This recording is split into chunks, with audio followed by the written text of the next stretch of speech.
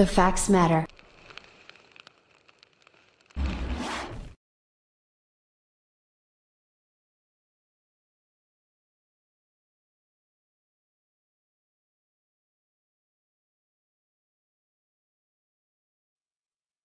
And is gaining national attention.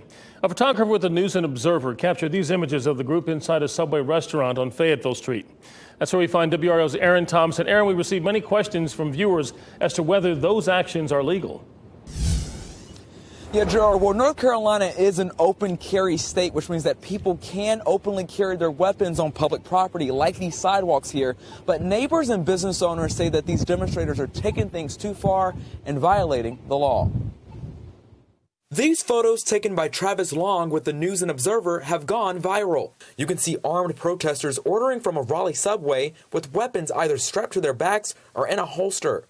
This is downtown Raleigh. You don't need to have weapons like that. I mean, it's ridiculous. John Pugh says these demonstrators are violating a common law that prevents being, quote, armed to the terror of the public. Folks are scared. I mean, there's zero reason for anyone to arrive in downtown Raleigh to walk around with AR-15s and other long rifles in order to go to Subway. WREL has analyzed this protest group. We believe they represent an anti-government movement that feels their First Amendment rights are being violated by business closures and the stay-at-home order. They're trying to get a rise. They're trying to get an impact.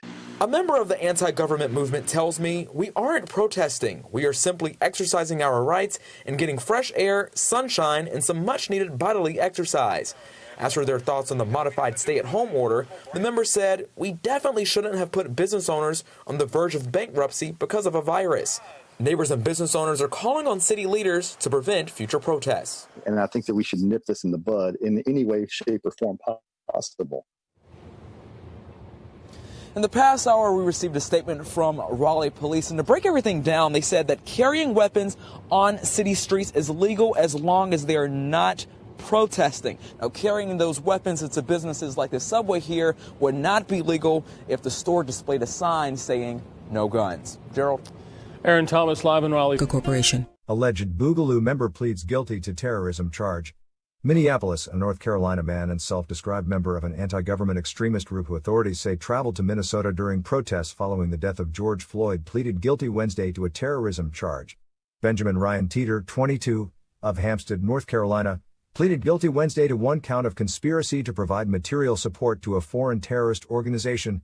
Teeter admitted he and another man, Michael Robert Solomon, 30, built firearms suppressors that they delivered to an informant and an undercover FBI employee, believing they were going to Hamas, according to Teeter's plea agreement.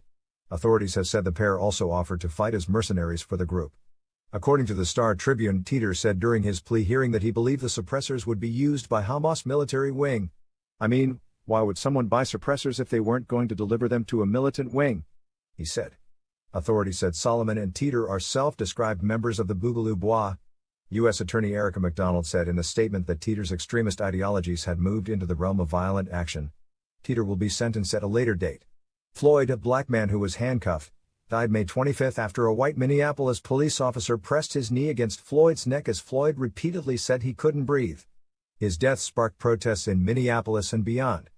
Authorities began investigating the Boogaloo Bois after learning that some members were discussing violence and were armed during the unrest in Minneapolis.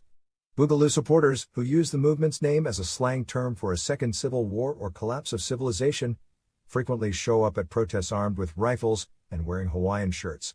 According to court documents, Solomon was seen openly carrying a firearm, and he and Teeter spoke about committing acts of violence against police, politicians, and other targets. Teeter said he and Solomon planned to blow up a courthouse in northern Minnesota, then change their target to a courthouse in the metro area. Solomon and Teeter told an informant that the views of Hamas, a Palestinian Islamic political party, aligned with their own anti-government views and that they wanted to work as mercenaries on behalf of Hamas armed wings so they could earn cash for the Boogaloo movement, authorities said. This story was first published on December 16, 2020. It was updated December 17, 2020, to correct that, according to his plea agreement, Benjaman Teeter admitted that he as co-defendant delivered suppressors to an informant and an undercover FBI employee, believing they were going to Hamas.